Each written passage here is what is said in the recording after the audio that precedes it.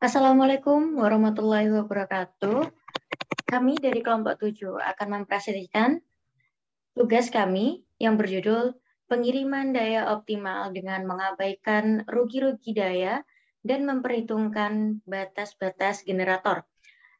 Dengan anggota yaitu Ahmad Jafar, Adisa Firly, dan Arin Syafateh. Efisiensi pengoperasian ekonomi suatu pembangkit tenaga listrik kerap memiliki kontribusi yang berpengaruh di dalam suatu industri tenaga listrik.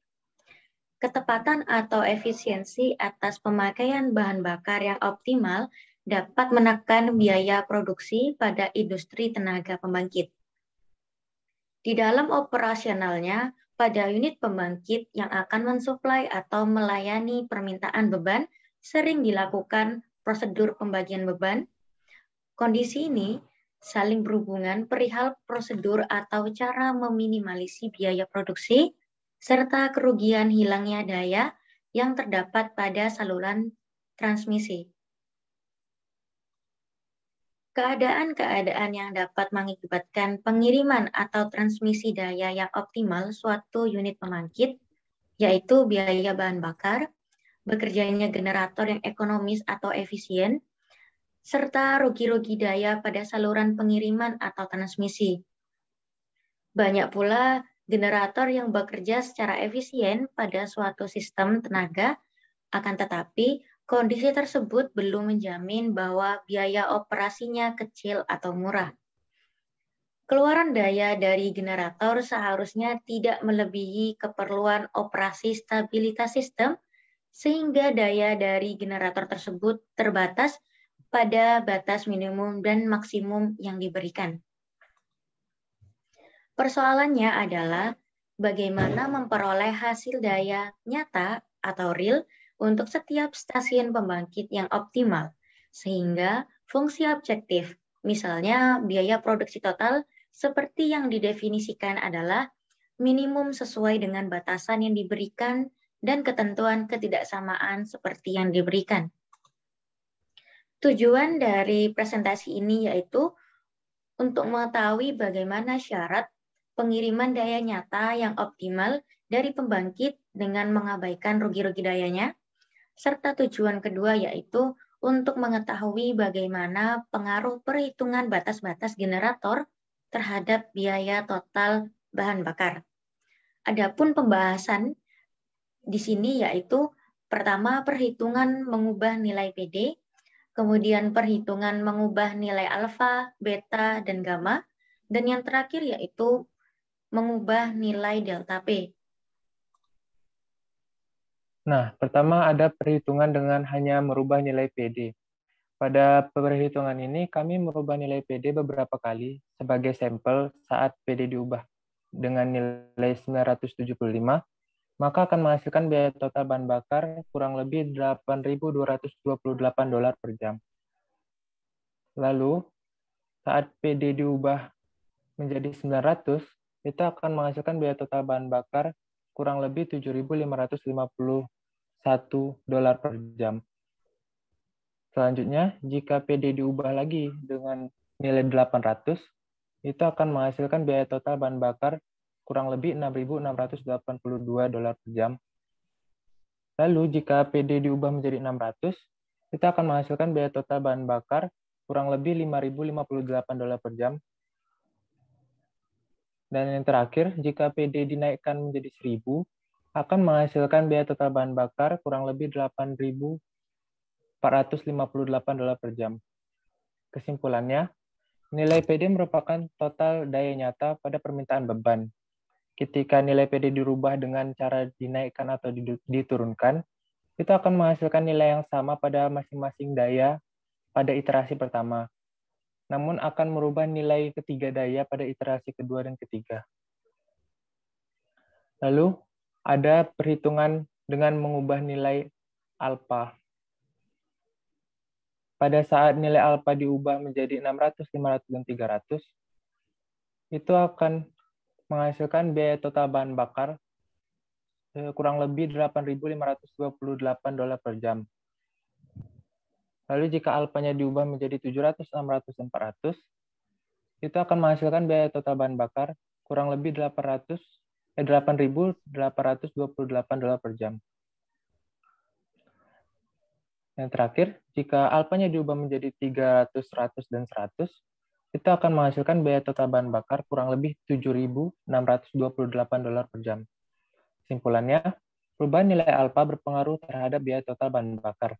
Semakin besar nilai matriks yang diberikan, semakin besar biaya total bahan bakar, begitupun sebaliknya.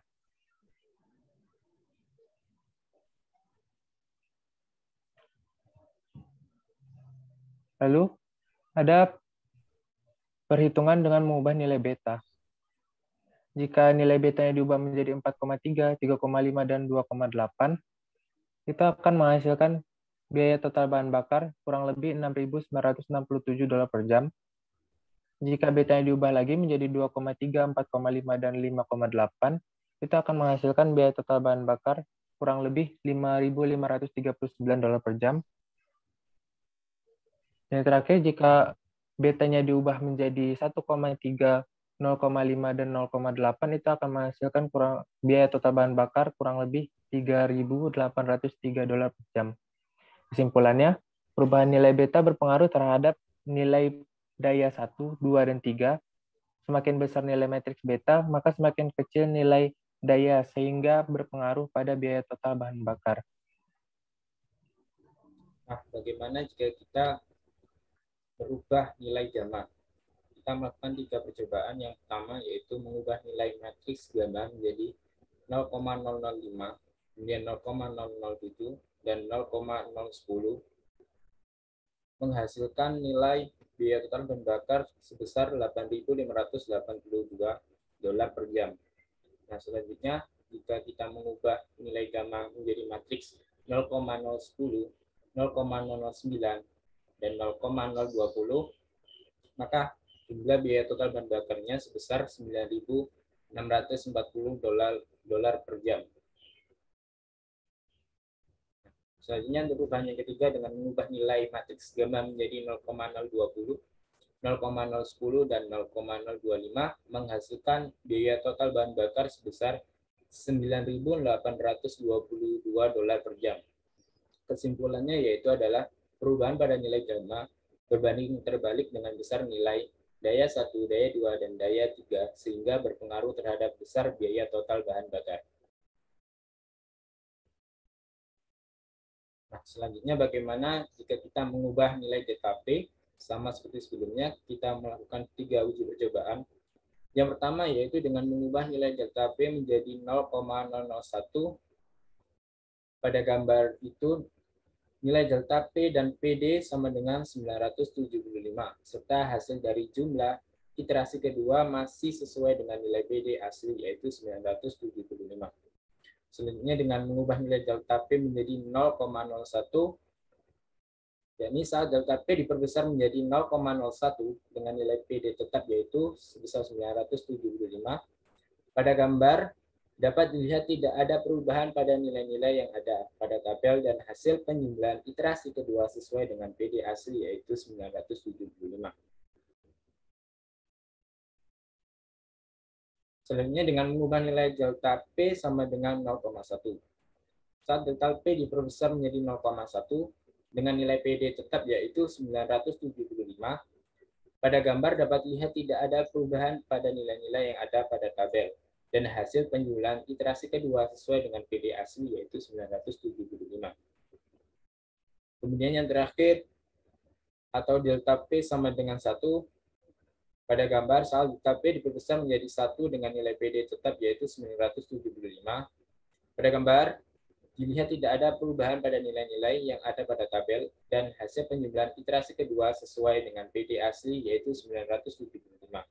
Saat delta P diperkecil hingga 0,001, program menjadi error dan daya optimal di stasiun pembangkit dan biaya total bahan bakar tidak bisa dihitung. Saat delta P bernilai 1000, saat delta P dibesar bahkan hingga 1000 hingga nilai PD tetap yaitu 975, Pada gambar dapat dilihat tidak ada perubahan pada nilai-nilai yang ada pada tabel dan hasil penjumlahan iterasi ketiga sesuai dengan PD asli yaitu sebesar 975. Kesimpulan yang dapat kita ambil berdasarkan perhitungan nilai PD, nilai delta P, bahkan alfa, beta, dan gamma. Yang pertama yaitu adalah perhitungan mengubah nilai PD. Nilai PD merupakan total daya nyata pada permintaan beban. Ketika nilai PD dirubah dinaikkan dan diturunkan, akan menghasilkan nilai yang sama pada masing-masing daya P1, P2, dan P3 pada iterasi pertama. Namun akan berubah nilai pada daya P1, P2, dan P3 pada iterasi kedua dan ketiga. Kesimpulan yang kedua yaitu adalah perhitungan mengubah nilai alfa, beta, dan gamma. Mengubah nilai alfa. Perubahan nilai alfa berpengaruh terhadap biaya total bahan bakar. Semakin besar nilai matriks yang diberikan, semakin besar biaya total bahan bakar, begitu pun sebaliknya. Mengubah nilai beta. Perubahan nilai beta berpengaruh terhadap nilai P1, P2, dan P3. Semakin besar nilai matriks beta, semakin kecil nilai P atau daya sehingga berpengaruh pada biaya total bahan bakar. Mengubah nilai gamma. Perubahan pada nilai gamma berbanding terbalik dengan besar nilai P1, P2, dan P3, sehingga berpengaruh terhadap besar biaya total bahan bakar. Mungkin itu presentasi yang dapat kami sampaikan. Apabila ada kekurangan, kami mohon maaf yang sebesar-besarnya.